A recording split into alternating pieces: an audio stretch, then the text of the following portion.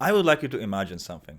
Imagine a YouTuber or a gaming journalist who wants to review a game, but he's just too lazy, so instead of installing it and playing it for a long enough time, he will go to YouTube and watch a trailer of that game, and then he goes and writes the review.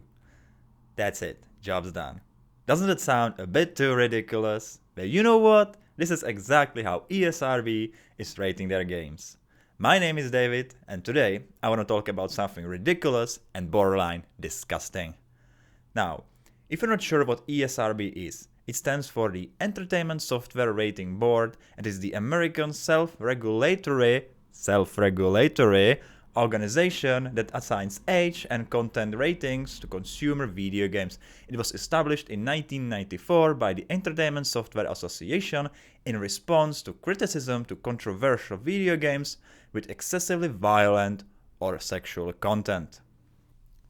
In the beginning I said they are rating the games based on a trailer, and I should clarify because of course they don't go to YouTube and rate a game, but as I'm going to explain you how exactly does their process of rating the games looks like, you can make your own decision whether it is as ridiculous as rating the games based on a trailer or not.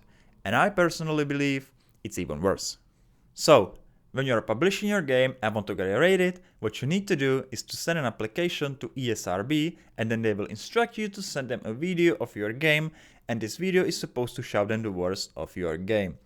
If your game contains violence, bad language, sexual content, or any other potentially inappropriate content, you are supposed to show them the worst of it.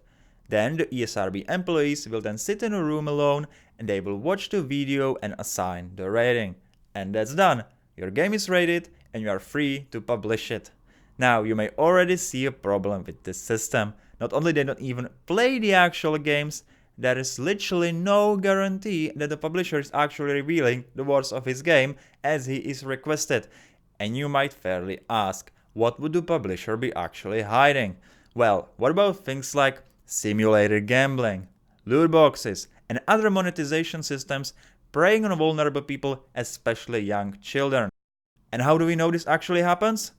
Look at, for example, the still freshly released NBA 2K20. This game is filled with the numerous and awful microtransactions and is rated E for everybody. The game is literally a slot machine, and ESRB decided there is no need for any age restrictions whatsoever. A 7-year-old kid can play it and enjoy all of the literal casinos this game has to offer, and their parents are completely unaware since all they see is a basketball game rated E for everybody. I'm pretty sure they would be very surprised if they would find out the game they're buying for their kids contains a literal, and I feel like I need to make it as clear as possible, a literal slot machines. And how is all of this possible? How was publishers getting away with hiding this kind of things from the ESRB?